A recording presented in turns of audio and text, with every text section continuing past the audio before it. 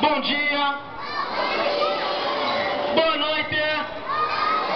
Tem alguém nervoso aí? Eu tô. Quem tá nervoso, levanta a mão. Muito bem. Olha só, esse é o dia mais importante da capoeira, né? Que é o dia do batizado.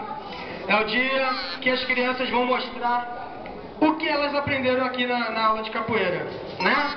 E é o dia que vai jogar com o professor.